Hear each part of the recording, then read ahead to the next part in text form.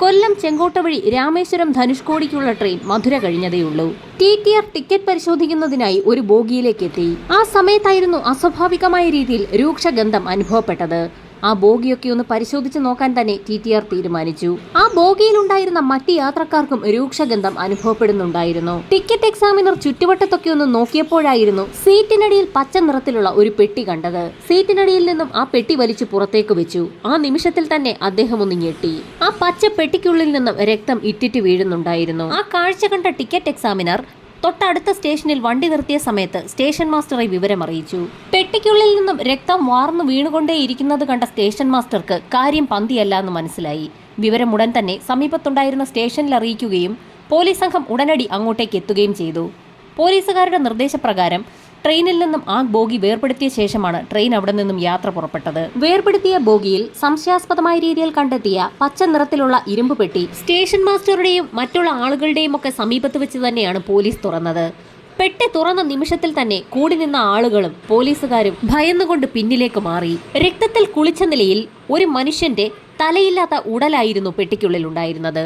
പ്ലാറ്റ്ഫോമിൽ വലിയൊരു തുണി വിരിച്ച ശേഷം പെട്ടിക്കുള്ളിലുണ്ടായിരുന്ന മുഴുവൻ സാധനങ്ങളും ആ തുണിയിലേക്ക് കുടഞ്ഞിട്ടു. ആ കാഴ്ച കണ്ട സർവരും നടുങ്ങിയെന്ന് തന്നെ പറയാം. ആ ബോഡിയുടെ കൈകളും കാലുകളും പൂർണ്ണമായും മുറിച്ചു മാറ്റപ്പെട്ട നിലയിലായിരുന്നു. പോലീസ് സംഘം തലയ്ക്ക് താഴോട്ടുള്ള ശരീരഭാഗത്തോടു കൂടി കൈകളും കാലുകളും ചേർത്ത് വെച്ചു. ശരീരഭാഗങ്ങളൊക്കെ അഴുകി തുടങ്ങിയ നിലയിലായിരുന്നു. ശ്രീലങ്കയിലേക്ക് പോവുകയായിരുന്ന ട്രെയിനിൽ തല മുറിച്ചു മാറ്റപ്പെട്ട നിലയിൽ മറ്റ് ശരീരഭാഗങ്ങൾ വെട്ടിനുറുക്കിയ നിലയിൽ ഒരു പെട്ടിക്കുള്ളിൽ നിന്ന് മൃതദേഹം കണ്ടെത്തിയെന്നുള്ള വാർത്ത നാടാകെ പരന്നു. ഒരു പുരുഷന്റെ മൃതദേഹമാണ് പെട്ടിക്കുള്ളിൽ കണ്ടെത്തിയിരിക്കുന്നത്. മൃതദേഹത്തിൽ വസ്ത്രങ്ങളൊന്നും തന്നെ ഉണ്ടായിരുന്നില്ല. മരണപ്പെട്ട വ്യക്തിയുടെ കാലിൽ പച്ച നിറത്തിലുള്ള ഒരു സോക്സ് ഉണ്ടായിരുന്നു. പോലീസിന്റെ നിർദ്ദേശപ്രകാരം ഫോറൻസിക് സംഘം സംഭവസ്ഥലത്തേക്ക് എത്തി. ഇൻക്വസ്റ്റ് നടപടികൾ പൂർത്തിയാക്കിയ ശേഷം മൃതദേഹം മധുര ഹോസ്പിറ്റലിലേക്ക് ഷിഫ്റ്റ് ചെയ്തു.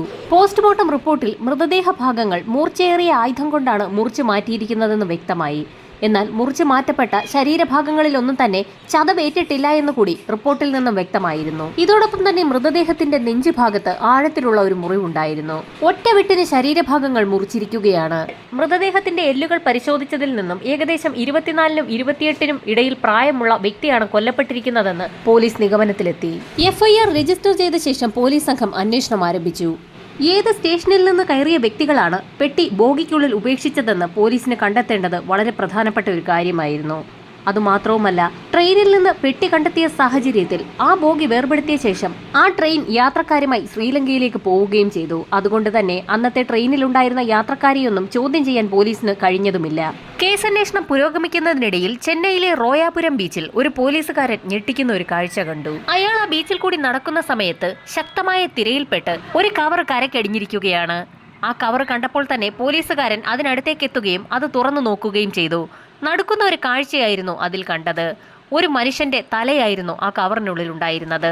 ആ പോലീസുകാരൻ ഉടൻ തന്നെ വിവരം പോലീസ് സ്റ്റേഷനിൽ അറിയിച്ചു. അപ്പോഴേക്കും ആ പ്രദേശമാകെ ആളുകളെ കൊണ്ട് നിറഞ്ഞിരുന്നു. പ്രാഥമിക പരിശോധനകൾ പൂർത്തിയാക്കി മൃതദേഹത്തിന്റെ ആ തലയുടെ ഭാഗം ചെന്നൈ മെഡിക്കൽ കോളേജിലേക്ക് മാറ്റി. ഈ സമയത്ത് മധുര ഡിസ്ട്രിക്ട് ഹെഡ്ക്വാർട്ടേഴ്സിൽ 2 ദിവസം മുൻപ് ലഭിച്ച മൃതദേഹ ഭാഗങ്ങളെക്കുറിച്ചുള്ള ഇൻഫർമേഷൻ ചെന്നൈയിലും എത്തിയിരുന്നു. ആ വിവരം അറിയാവുന്ന ഹെഡ്ക്വാർട്ടേഴ്സിലെ ഉദ്യോഗസ്ഥർ മധുരയിൽ നിന്നും ട്രെയിനിനുള്ളിൽ നിന്ന് ലഭിച്ച മൃതദേഹ ഭാഗങ്ങൾ ചെന്നൈയിലേക്ക് കൊണ്ടുവരാൻ നിർദ്ദേശം നൽകി. ആ മൃതദേഹ അവശിഷ്ടങ്ങളുടെ ഭാഗമായ തലയാണോ ലഭിച്ചിരിക്കുന്നതെന്ന് മനസ്സിലാക്കുന്നതിന് വേണ്ടി ചെന്നൈ മെഡിക്കൽ കോളേജിലെ വിദഗ്ധരടങ്ങുന്ന ഡോക്ടർ സംഘം പരിശോധന ആരംഭിച്ചു. ഡോക്ടർമാരുടെ വിശദമായ പരിശോധനയിൽ ഒരേ വ്യക്തിയുടേത് തന്നെയാണ് ആ തലയും ഉടലുമെന്ന് വ്യക്തമായി. കടപ്പുറത്തടിഞ്ഞ തലയുടെ ഭാഗം ഉൾപ്പെടുന്ന കവറിനുള്ളിൽ നിന്നും ബ്രൗൺ നിറത്തിലെ ഒരു ഷർട്ടും പോലീസിന് ലഭിച്ചു. അത് തൊണ്ടി മുതലായി കസ്റ്റഡിയിൽ ശേഖരിക്കുകയും ചെയ്തു. ചെന്നൈ മെഡിക്കൽ കോളേജിലെ ഡോക്ടർ KC ജോസഫും CP ഗോപാലകൃഷ്ണനും ചേർന്നായിരുന്നു പോസ്റ്റ്മോർട്ടം നടത്തിയത്. പോസ്റ്റ്മോർട്ടം നടത്തിയ ശേഷം വിശദമായ റിപ്പോർട്ടാണ് അവർ തയ്യാറാക്കിയത്. തലയും ഉടലും കൂടി ചേർത്തപ്പോൾ 5 അടി 5 ഇഞ്ച് പൊക്കമുള്ള ഒരു പുരുഷന്റേതാണെന്ന് വ്യക്തമായി. അയാളുടെ ആമാശയത്തിൽ നിന്നും ലഹരി മരുന്നുകളുടെ സാന്നിധ്യം കണ്ടെത്തി. പോസ്റ്റ്മോർട്ടം റിപ്പോർട്ടിലെ മറ്റൊരു കണ്ടെത്തൽ പോലീസുകാരെ തീർത്തും അമ്പരപ്പിക്കുന്നതായിരുന്നു. ചെന്നൈയിലെ വിദഗ്ധരടങ്ങുന്ന ഡോക്ടർ സംഘം നടത്തിയ പോസ്റ്റ്മോർട്ടത്തിൽ നിന്നും ആ ബോഡിയുടെ ഉടമയ്ക്ക് ഏകദേശം 40 വയസ്സ് പ്രായം തോന്നിക്കുമെന്നായിരുന്നു രേഖപ്പെടുത്തിയിട്ടുള്ളത്. എന്നാൽ നേരത്തെ മധുര ഹെഡ്ക്വാർട്ടേഴ്സിൽ നടത്തിയ പോസ്റ്റ്മോർട്ടത്തിൽ 24-നും 28-നും ഇടയിൽ പ്രായമുള്ള വ്യക്തിയാണ് മരണപ്പെട്ടിരിക്കുന്നതെന്നുള്ള കണ്ടെത്തലായിരുന്നു ഉണ്ടായിരുന്നത്. ഈ സമയത്തായിരുന്നു ചെന്നൈ പോലീസ് സ്റ്റേഷനിൽ ലഭിച്ച ഒരു പരാതി പോലീസ് സംഘം വിശദമായി ഒന്ന് പരിശോധിക്കുന്നത്. 2 ദിവസങ്ങൾക്ക് മുൻപ് ഒരു സ്ത്രീ തന്റെ ഭർത്താവിനെ കാണാനില്ല എന്നൊരു പരാതി പോലീസ് സ്റ്റേഷനിൽ നൽകിയിരുന്നു. നേരത്തെ ആർമിയിൽ ജോലി ചെയ്തിരുന്ന അയാൾ ആ ജോലി മതിയാക്കിയ ശേഷം ഇപ്പോൾ വീടാന്തരം കയറിയിറങ്ങി പേനയും തുണിയുമൊക്കെ വിൽക്കുന്ന ജോലിയാണ് ചെയ്യുന്നത്. തങ്ങൾക്ക് ലഭിച്ച മൃതദേഹ ഭാഗങ്ങൾ ഒരുപക്ഷെ ആ സ്ത്രീ നൽകിയ പരാതിയിൽ പറയുന്ന വ്യക്തിയുടേതാണോ എന്ന് തിരിച്ചറിയുന്നതിനായി പോലീസ് സംഘം ആ സ്ത്രീയെ ഉടൻ തന്നെ സ്റ്റേഷനിലേക്ക് വിളിച്ചു വരുത്തി ആ സ്ത്രീക്ക് മുൻപിലേക്ക് പോലീസ് സംഘം തങ്ങളുടെ കൈവശമുണ്ടായിരുന്ന ബ്രൗൺ നിറത്തിലുള്ള ആ ഷർട്ട് കാണിച്ചു കൊടുത്തു. ഷർട്ട് കണ്ടപ്പോൾ തന്നെ ആ സ്ത്രീക്ക് ചില സംശയങ്ങൾ തോന്നുകയും ഷർട്ട് തിരിച്ചും മറിച്ചുമൊക്കെ നോക്കുകയും ചെയ്തു. പോലീസ് സംഘം ഉടൻ തന്നെ ആ സ്ത്രീയുമായി ചെന്നൈ മെഡിക്കൽ കോളേജിലേക്ക് തിരിച്ചു. മൃതദേഹം സൂക്ഷിച്ചിരിക്കുന്ന മോർച്ചറിയിലേക്കാണ് പോലീസ് സംഘം അവരെയും കൂട്ടി പോയത്. മോർച്ചറിയിൽ സൂക്ഷിച്ചിരിക്കുന്ന മൃതദേഹം ആ സ്ത്രീക്ക് കാണിച്ചു കൊടുത്തു. മുഖം പൂർണ്ണമായും അഴുകിയ നിലയിലായതിനാൽ തന്നെ ആ സ്ത്രീക്ക് തന്റെ ഭർത്താവാണോ ഇതെന്ന് തിരിച്ചറിയാൻ കഴിയുന്നുണ്ടായിരുന്നില്ല. ഈ സമയത്താണ് ആ സ്ത്രീ മൃതദേഹത്തിന്റെ ചെവിയിലേക്ക് സൂക്ഷിച്ചു നോക്കുന്നത് പോലീസ് സംഘം കണ്ടത്. ചെവിയിലേക്ക് നോക്കിയ സമയത്ത് കമ്മലിട്ടിരുന്ന കിഴുത്ത ആ സ്ത്രീക്ക് കാണാൻ കഴിഞ്ഞു. അതിൽ നിന്നും അത് തന്റെ ഭർത്താവ് തന്നെയാണെന്ന് ആ സ്ത്രീ പോലീസിന് മുൻപാകെ മൊഴി നൽകി. മൃതദേഹത്തിന്റെ അരഭാഗത്ത് കെട്ടിയിരുന്ന ചരട്, കാലിലുണ്ടായിരുന്ന പച്ച നിറത്തിലുള്ള സോക്സ് ഇവയെല്ലാം പോലീസ് സംഘം കസ്റ്റഡിയിൽ സൂക്ഷിച്ചിരുന്നു. അതെല്ലാം ആ സ്ത്രീ തന്റെ ഭർത്താവിന്റേത് തന്നെയെന്ന് തിരിച്ചറിയുകയും ചെയ്തു. സ്ത്രീയുടെ പരാതിയനുസരിച്ച് കൊല്ലപ്പെട്ടിരിക്കുന്ന വ്യക്തി ചെട്ടിയാർ വംശത്തിലുള്ള അളവന്താർ എന്ന വ്യക്തിയാണെന്ന് പോലീസിന് വ്യക്തമായി. കൊല്ലപ്പെട്ട വ്യക്തിക്ക് ശത്രുക്കളായി ആരെങ്കിലും ഉണ്ടോ എന്നുള്ള കാര്യം പോലീസിന് അറിയണമായിരുന്നു. അതുകൊണ്ട് തന്നെ ആ സ്ത്രീയെ പോലീസ് സംഘം വിശദമായി ചോദ്യം ചെയ്തു. എന്നാൽ അവരുടെ അറിവിൽ തന്റെ ഭർത്താവിന് അങ്ങനെ ശത്രുക്കളാരും ഉള്ളതായി അറിവില്ല എന്നായിരുന്നു ആ സ്ത്രീ പോലീസിന് മുൻപാകെ നൽകിയ മൊഴി. പേനകളും തുണിത്തരങ്ങളും വീടാന്തരം കയറിയിറങ്ങി കച്ചവടം ചെയ്യുന്ന വ്യക്തിയായിരുന്നു അളവന്താർ. ചെന്നൈയിലെ തന്നെ ഒരു കടയിൽ നിന്നുമായിരുന്നു വിൽപ്പനയ്ക്കാവശ്യമായ പേന കളക്ട് ചെയ്യാറുള്ളത്. ആ സ്ത്രീ പറഞ്ഞതനുസരിച്ച് പോലീസ് സംഘം അളവന്താർ എത്താറുള്ള കടയിലെത്തി വിശദമായ അന്വേഷണം തന്നെ നടത്തി. അയാൾ അവിടെ എത്തി പേന മൊത്തമായും ചില്ലറയായും വാങ്ങാറുണ്ടെന്നും അത് കച്ചവടം ചെയ്യാറുണ്ടായിരുന്നു എന്നും അവിടെയുള്ള ജീവനക്കാർ പോലീസിന് മൊഴി നൽകി. അയാളുടെ മൃതദേഹം ട്രെയിനിൽ നിന്ന് കണ്ടെത്തുന്നതിന് ഏകദേശം 2-3 ദിവസം മുൻപ് അയാൾ ആ കടയിൽ ചെന്നിരുന്നു. ആ സമയത്ത് ദേവകി മേനോൻ എന്നൊരു സ്ത്രീയുമായി കുറെ നേരം സംസാരിച്ച് നിന്നിരുന്നു എന്നും ജീവനക്കാർ പോലീസിന് മൊഴി നൽകി. ഇത്രയും കാര്യങ്ങൾ പോലീസിനോട് പറഞ്ഞ ശേഷം ജീവനക്കാരിൽ ഒരാൾ ചിരിക്കുന്നത് പോലീസിന്റെ ശ്രദ്ധയിൽപ്പെട്ടു. അയാളുടെ ചിരി അത്ര ശരിയല്ല എന്ന് തോന്നിയ പോലീസ് സംഘം ആ ചിരിയുടെ അർത്ഥം എന്താണെന്ന് ചോദിക്കുകയും ചെയ്തു. അളവന്താറിന് പേനയും തുണിത്തരങ്ങളും വിൽക്കാൻ ചെല്ലുന്ന വീടുകളിൽ സ്ത്രീകളുമായൊക്കെ ബന്ധമുണ്ടായിരുന്നു. അതത്ര നല്ല രീതിയിലുള്ള ബന്ധമല്ലായിരുന്നു എന്നും ജീവനക്കാർ പോലീസിന് മൊഴി നൽകി. ജീവനക്കാർ പോലീസുകാരുമായി സംസാരിക്കുന്ന സമയത്തായിരുന്നു ആ കടയുടെ ഉടമ അവിടേക്ക് എത്തിയത്. ശരിക്കും ഞെട്ടിക്കുന്ന ചില കാര്യങ്ങൾ കടയുടമയിൽ നിന്നും പോലീസിന് ലഭിച്ചു. അളവന്താർ എന്ന വ്യക്തി ഏതാനും ദിവസങ്ങൾക്ക് മുൻപാണ് അവസാനമായി ആ കടയിലെത്തിയത്. അവരെല്ലാവരും അയാളെ അവസാനമായി കാണുന്നത് ദേവകി മേനോൻ എന്ന സ്ത്രീയുമായി അയാൾ സംസാരിച്ച് നിൽക്കുന്ന കാഴ്ചയാണ്. കുറെ ദിവസങ്ങളായി അയാളെ കടയിലേക്ക് കാണാത്ത സാഹചര്യത്തിൽ കടയുടമ ദേവകി മേനോന്റെ വീട്ടിൽ ചെന്ന് ഒരന്വേഷണം നടത്തി. ആ സ്ത്രീ അവിടെ നിന്ന് വീടൊഴിഞ്ഞ് ബോംബെയിലേക്ക് പോയി എന്നായിരുന്നു വീട്ടുടമസ്ഥൻ പറഞ്ഞത്. അത് കേട്ട കടയുടമ വീട്ടുടമസ്ഥന്റെ കയ്യിൽ നിന്ന് താക്കോൽ വാങ്ങിയ ശേഷം ദേവകി മേനോന്റെ വീട് ഒന്ന് തുറന്നു പരിശോധിച്ചു. ആ വീടിനുള്ളിലെ ഭിത്തിയിൽ രക്തക്കറ കണ്ടു എന്നുകൂടി അയാൾ പോലീസിന് മൊഴി നൽകി. പോലീസ് സംഘം ഉടൻ തന്നെ കടയുടമയും കൂട്ടി ദേവകി മേനോൻ താമസിച്ചിരുന്ന വാടക വീട്ടിലേക്ക് എത്തി. റോയാപുരം എന്ന സ്ഥലത്താണ് ദേവകി മേനോന്റെ വാടക വീട്. ഈ സമയത്താണ് പോലീസുകാർ ഒരു കാര്യം ഓർത്തത്. നേരത്തെ കൊല്ലപ്പെട്ട വ്യക്തിയുടെ തലയുടെ ഭാഗം ലഭിച്ചത് റോയാപുരത്തെ ബീച്ചിന്റെ സൈഡിൽ നിന്നായിരുന്നു. പോലീസ് സംഘത്തിന് ആകെ സംശയമായി. കടയുടമ പറഞ്ഞ ദേവകി മേനോന്റെ വാടക വീട്ടിലെത്തിയ പോലീസ് സംഘം മുറി തുറന്ന് പരിശോധന നടത്തി. ആ സമയത്ത് വീടിനുള്ളിലെ ഭിത്തിയിൽ പറ്റിപ്പിടിച്ചിരിക്കുന്ന രക്തക്കറ പോലീസിന്റെ ശ്രദ്ധയിൽപ്പെട്ടു. വീടിനകമാകെ പരിശോധന നടത്തിയതിൽ നിന്നും അളവന്താർ എന്ന വ്യക്തി ദേവകി മേനോന് വിറ്റ പേനകളുടെ ഒരു വലിയ ശേഖരം തന്നെ കണ്ടെത്തി. അവരിരുവരും തമ്മിൽ നല്ല അടുപ്പത്തിലായിരുന്നു എന്നും പലതവണ ഒരുപാട് സമയം സംസാരിച്ചു നിൽക്കുന്ന കാഴ്ച കണ്ടിട്ടുണ്ട് എന്നും വീട്ടുടമസ്ഥനും കടയുടമസ്ഥനും പോലീസിന് മൊഴി നൽകി. ഇനി കഥ മുൻപോട്ട് പോകണമെങ്കിൽ പോലീസിന് ദേവകി മേനോനെ കസ്റ്റഡിയിലെടുക്കേണ്ടത് അനിവാര്യമായിരുന്നു. വാടക വീട് ഒഴിഞ്ഞ ശേഷം ദേവകി മേനോൻ ബോംബെയിലേക്കാണ് പോയിരിക്കുന്നതെന്ന് വീട്ടുടമസ്ഥനിൽ നിന്ന് മനസ്സിലാക്കിയ പോലീസ് സംഘം നേരെ ബോംബെയിലേക്ക് തിരിച്ചു. അവിടെ എത്തി ഒരു തിരച്ചിൽ നടത്തിയ ശേഷം ദേവകി മേനോനെയും ഭർത്താവ് പ്രഭാകരനെയും പോലീസ് കണ്ടെത്തി. ചോദ്യം ചെയ്യൽ ആരംഭിച്ചപ്പോൾ തന്നെ ദേവകി മേനോൻ പല സത്യങ്ങളും പോലീസിനോട് തുറന്നു പറഞ്ഞു. ധാരാളം എഴുതുന്ന സ്വഭാവക്കാരിയായിരുന്നു ദേവകി മേനോൻ. അതുകൊണ്ട് തന്നെ സ്ഥിരമായി പേന വാങ്ങുന്നതിനായി അളവന്താർ ജോലി ചെയ്തിരുന്ന ആ പേന കമ്പനിയിൽ അവരെത്താറുണ്ടായിരുന്നു. കുറെ അധികം എഴുതുന്നതിന് കൈകൾക്ക് ഏറ്റവും ഉചിതമായ പേന ഇതാണെന്ന് പറഞ്ഞുകൊണ്ട് പല പ്രാവശ്യവും പേനകൾ പരിചയപ്പെടുത്തി കൊടുത്തിരുന്നത് അളവന്താറായിരുന്നു. അങ്ങനെയായിരുന്നു അവർ തമ്മിൽ പരിചയം തുടങ്ങിയത്. കടയിൽ വെച്ച് ഒരുപാട് സമയം അവർ തമ്മിൽ സംസാരിക്കാറുണ്ടായിരുന്നു. പലപ്പോഴും കടയിൽ നിന്ന് ഇരുവരും ഒരുമിച്ചാണ് പുറത്തേക്ക് പോകുന്നതും. അവരിരുവരും സംസാരിച്ച് ദേവകി മേനോൻ താമസിക്കുന്ന സ്ഥലത്ത് വരെ എത്തും. മണിക്കൂറുകളോളം ആ വീടിന്റെ വാതിൽക്കൽ നിന്നും അവർ സംസാരിക്കാറുണ്ടെന്നും അയൽവാസികൾ മൊഴി നൽകി. അങ്ങനെ കുറെ നാളുകൾക്ക് ശേഷം ദേവകി മേനോൻ മലയാളിയായ പ്രഭാകരൻ എന്ന വ്യക്തിയെ വിവാഹം കഴിച്ചു. വിവാഹശേഷം റോയാപുരത്തുള്ള പുതിയ വാടക വീട്ടിലേക്ക് അവർ മാറുകയും ചെയ്തു. നേരത്തെ ദേവകി മേനോനൊപ്പം സംസാരിച്ചുകൊണ്ട് അവർ ആദ്യം താമസിച്ചിരുന്ന വാടക വീട്ടിലായിരുന്നു അളവന്താർ എത്തിയിരുന്നത്.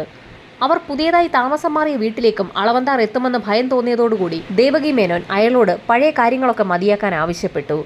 എന്നാൽ ഒരുപാട് സ്ത്രീകളുമായി ബന്ധമുണ്ടായിരുന്ന അളവന്താർ ദേവകി മേനോനെ ഒഴിവാക്കുന്ന കാര്യത്തിൽ എന്തോ ഒരു മടി കാണിച്ചു. വിവാഹം കഴിഞ്ഞതോടുകൂടി ദേവകി മേനോൻ അളവന്താറിനോട് സംസാരിക്കുന്നതൊക്കെ കുറച്ചു. പേന വാങ്ങുന്നതിനായി കടയിലെത്തിയാൽ അവർ അധികം മിണ്ടാത്തത് പതിവായി. എന്നാൽ അളവന്താറാകട്ടെ ദേവകി മേനോനെ വിടാതെ പിന്തുടർന്നു. ആ സ്ത്രീ കടയിൽ നിന്ന് പുറത്തിറങ്ങുന്ന സമയത്ത് പതിവ് പോലെ തന്നെ അളവന്താർ അവരുടെ പുറകെ നടന്നു തുടങ്ങും. അത് ശരിയല്ല എന്നും അത് പറ്റില്ല എന്നും ഇനി അങ്ങോട്ട് അത് ആവർത്തിക്കരുതെന്നും ദേവകി മേനോൻ പറഞ്ഞെങ്കിൽ പോലും അളവന്താർ അത് കാര്യമാക്കിയില്ല. ദേവകി മേനോൻ അപ്പോഴേക്കും അളവന്താറിന്റെ മനസ്സിൽ കുടിയേറി കഴിഞ്ഞിരുന്നു. അയാൾക്ക് ഭാര്യയുള്ള കാര്യം പോലും അയാൾ മറന്നുപോയി. അളവന്താറിന്റെ ശല്യം സഹിക്കവയ്യാതായതോടുകൂടി ദേവകി മേനോൻ അക്കാര്യം അവരുടെ ഭർത്താവ് പ്രഭാകരനെ അറിയിച്ചു. അങ്ങനെ ഇരുവരും ചേർന്നായിരുന്നു ആ തീരുമാനത്തിലേക്ക് എത്തിയത്. അളവന്താറിനെ തന്ത്രപൂർവ്വം അവരുടെ വാടക വീട്ടിലേക്ക് വിളിച്ചു വരുത്തി കൊലപ്പെടുത്തിയ ശേഷം ആർക്കും മനസ്സിലാകാത്ത രീതിയിൽ, പോലീസുകാർ കണ്ടുപിടിക്കാത്ത രീതിയിൽ ആ മൃതദേഹം മറവ് ചെയ്യാനായിരുന്നു അവരുടെ തീരുമാനം.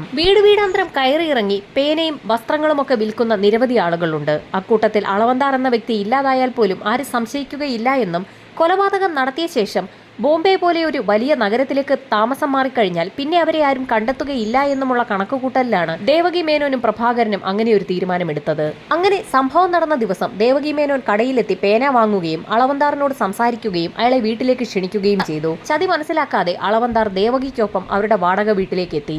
വീടിന്റെ വാതിൽ തുറന്ന് അകത്തേക്ക് കയറിയ നിമിഷം തന്നെ മുറിക്കുള്ളിൽ പതുങ്ങി നിന്ന പ്രഭാകരൻ അളവന്താറെ അടിച്ചു വീഴ്ത്തി. അയാളുടെ മരണം ഉറപ്പാക്കിയ ശേഷം മൂർച്ചയേറിയ ആയുധം ഉപയോഗിച്ച് തല കഴുത്തിൽ നിന്നും വേർപെടുത്തിയെടുത്തു. ശേഷം അയാളുടെ ഷർട്ടിൽ തന്നെ ആ തല പൊതിയുകയും അതൊരു പ്ലാസ്റ്റിക് കവറിലേക്ക് മാറ്റുകയും ചെയ്തു. തലയൊഴികെയുള്ള ബാക്കി ഭാഗം ഒരു ഇരുമ്പ് പെട്ടിയിലേക്ക് കയറ്റാൻ ശ്രമിച്ചപ്പോൾ അത് ആ പെട്ടിക്കുള്ളിൽ ഒതുങ്ങില്ല എന്ന് മനസ്സിലാക്കിയ പ്രഭാകരൻ ആ മൃതദേഹത്തിൽ നിന്നും കൈയും കാലും അറുത്തെടുത്തു. മൃതദേഹം പെട്ടിക്കുള്ളിലാക്കി ഭദ്രമാക്കി അടച്ച ശേഷം ആ പെട്ടി ചെന്നൈയിലെ എഗ്മൂർ സ്റ്റേഷനിലെത്തിച്ച് കൊല്ലം, ചെങ്കോട്ട, മധുര വഴി ശ്രീലങ്കയിലേക്ക് പോകുന്ന ട്രെയിനിൽ കയറ്റി വിടുകയായിരുന്നു. ട്രെയിനിലെ ഒരു സീറ്റിനടിയിലേക്ക് പെട്ടി കയറ്റി വെക്കുന്നത് ആരും തന്നെ ശ്രദ്ധിച്ചതുമില്ല. അതിനുശേഷം മൃതദേഹത്തിന്റെ തലഭാഗം കളയുന്നതിനായി റായ്പുരം ബീച്ചിലെത്തിയ ആ ദമ്പതിമാർ ബീച്ചിന് സമീപ പ്രദേശങ്ങളിലൊന്നും ആരുമില്ല എന്ന് മനസ്സിലാക്കിയ ശേഷം ബീച്ചിൽ തന്നെ ഒരു കുഴിയെടുത്ത് മൂടുകയായിരുന്നു. മൃതദേഹത്തിൽ നിന്നും അഴിച്ചുമാറ്റിയ വസ്ത്രങ്ങൾ അധികമാരുടെയും ശ്രദ്ധയിൽപ്പെടാത്ത, എന്നാൽ ആരും തന്നെ കയറാത്ത വലിയൊരു പാറക്കൂട്ടത്തിനിടയിലേക്ക് തിരികെ വെക്കുകയും ചെയ്തു. ദേവകി മേനോന്റെയും പ്രഭാകരന്റെയും മൊഴിയെടുത്ത പോലീസ് സംഘം അവരുടെ അറസ്റ്റ് രേഖപ്പെടുത്തുകയും കേസന്വേഷണം പൂർത്തിയാക്കി കോടതിയിൽ കേസ് ഫയൽ സമർപ്പിക്കുകയും ചെയ്തു. വലിയ വാദപ്രതിവാദങ്ങൾ തന്നെയാണ് കോടതിയിൽ നടന്നത്. ദേവകി മേനോന്റെ വീട്ടിൽ അളവന്താർ എത്താറുണ്ടായിരുന്നു എന്ന് തെളിയിക്കുന്നതിനാണ് പ്രോസിക്യൂഷന് ആദ്യം കഴിഞ്ഞത്. അതിൽ ഏറ്റവും നിർണായകമായത് ദേവകി മേനോന്റെ വീടിനുള്ളിലെ ഭിത്തിയിൽ നിന്ന് കണ്ടെത്തിയ ഒരു കൈപ്പത്തിയുടെ അടയാളമാണ്. ആ കൈപ്പത്തി ദേവകിയുടെ ഭർത്താവ് പ്രഭാകരന്റേതാണെന്ന് തെളിഞ്ഞു. എന്നാൽ ആ കൈപ്പത്തിയുടെ അടയാളത്തിൽ പറ്റിപ്പിടിച്ചിരിക്കുന്ന രക്തത്തുള്ളികൾ അത് അളവന്താറിന്റേതാണെന്ന് പ്രോസിക്യൂഷന് തെളിയിക്കാൻ കഴിഞ്ഞു. ഭിത്തിയിൽ പറ്റിപ്പിടിച്ചിരുന്ന രക്തത്തുള്ളികൾ ഫോറൻസിക് വിഭാഗം ചുരണ്ടിയെടുത്ത് ഒരു കവറിലാക്കി ശേഖരിച്ചിരുന്നു.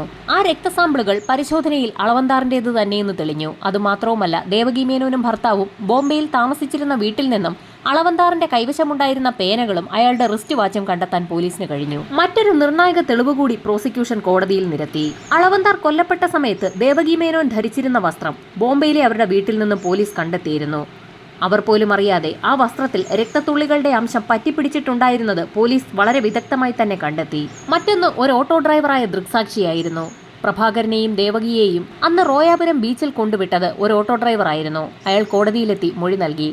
അന്ന് പ്രഭാകരന്റെ കൈവശമുണ്ടായിരുന്ന കവർ അയാൾ വ്യക്തമായി തന്നെ കണ്ടിരുന്നതാണ്. അത് അയാൾ തിരിച്ചറിയുകയും ചെയ്തു. ബീച്ചിന്റെ ഒരു വശത്തായിരുന്നു ആ കവർ അന്ന് അവർ കുഴിച്ചിട്ടിരുന്നത്.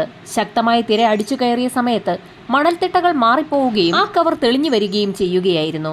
അതാണ് പിന്നീട് അതുവഴി നടക്കാൻ പോയ ഒരു പോലീസുകാരന്റെ ശ്രദ്ധയിൽപ്പെട്ടത്. അളവന്താറിന്റെ വസ്ത്രത്തിന്റെ ഭാഗങ്ങളൊക്കെ ബീച്ചിന് സമീപത്തുണ്ടായിരുന്ന പാറക്കൂട്ടങ്ങൾക്കിടയിൽ നിന്നും പ്രഭാകരനെ കൊണ്ട് തന്നെ പോലീസ് സംഘം തെളിവെടുപ്പിന്റെ സമയത്ത് അനവധി ആളുകളുടെ സാന്നിധ്യത്തിൽ കൈയോടെ തന്നെ അവിടെ നിന്ന് എടുപ്പിക്കുകയും ചെയ്തു. നിരവധി തവണ അളവന്താറും ദേവകി മേനോനും തമ്മിൽ സംസാരിക്കുന്നത് കണ്ടിട്ടുണ്ടെന്ന് ദേവകി മേനോൻ നേരത്തെ വാടകയ്ക്ക് താമസിച്ചിരുന്ന വീടിന്റെ ഉടമസ്ഥനും അതുപോലെ തന്നെ അയാൾ ജോലി ചെയ്തിരുന്ന പേന കമ്പനിയിലെ ഉടമസ്ഥനും ജീവനക്കാരുമൊക്കെ കോടതിയിൽ മൊഴി നൽകി. മറ്റൊരു നിർണായകമായ തെളിവ് അളവന്താറിനെ കൊലപ്പെടുത്തുന്നതിനായി പ്രഭാകരൻ ഉപയോഗിച്ചിരുന്നത് ഒരു മലബാർ കത്തിയായിരുന്നു. ആ കത്തി കഴുകി തുടച്ചു മിനുക്കി അവർ ബോംബെക്ക് കൊണ്ടുപോയിരുന്നു. ബോംബെയിലെ അവരുടെ വാടക വീട്ടിൽ നിന്ന് പോലീസ് അത് കണ്ടെടുക്കുകയും ചെയ്തിരുന്നു. ദേവകി മേനോനും പ്രഭാകരനും കത്തി വളരെ വിശദമായി തന്നെ കഴുകി വൃത്തിയാക്കിയിരുന്നു. എങ്കിൽ പോലും അതിന്റെ ഉള്ളിൽ പറ്റിപ്പിടിച്ചിരുന്ന രക്തക്കറ ഫോറൻസിക് സംഘം പരിശോധനയിൽ കണ്ടെത്തുകയും ചെയ്തിരുന്നു. അത് അളവന്താറിന്റേത് തന്നെയാണെന്ന് കോടതിയിൽ പ്രൂവ് ചെയ്യാൻ പ്രോസിക്യൂഷന് സാധിച്ചു. പ്രതിഭാഗം വക്കീൽ വളരെ നിർണായകമായ ഒരു വാദമാണ് കോടതിയിൽ നടത്തിയത്. മാന്യമായി ജീവിക്കാൻ ദേവകി മേനോനെയും ഭർത്താവ് പ്രഭാകരനെയും അളവന്തർ അനുവദിക്കാത്ത സാഹചര്യത്തിലാണ് അവർ അങ്ങനെയൊരു കൃത്യത്തിലേക്ക് എത്തിച്ചേർന്നതെന്നായിരുന്നു പ്രതിഭാഗത്തിന്റെ വാദം. അതുകൊണ്ട് തന്നെ ഇതിൽ കടുത്ത ശിക്ഷ അവരർഹിക്കുന്നില്ല എന്നും അയാൾ കോടതിയിൽ വ്യക്തമാക്കി. പ്രതിഭാഗത്തിന്റെ വാദങ്ങൾ കൂടി കണക്കിലെടുത്ത് കോടതി നിർണായകമായ ശിക്ഷയും വിധിച്ചു. കൊലപാതകം ആസൂത്രണം ചെയ്തതും നടത്തിയതും പ്രഭാകരനാണ്. അയാൾക്ക് 7 വർഷത്തെ തടവും ദേവകി മേനോന് 3 വർഷത്തെ തടവുമാണ് കോടതി വിധിച്ചത്.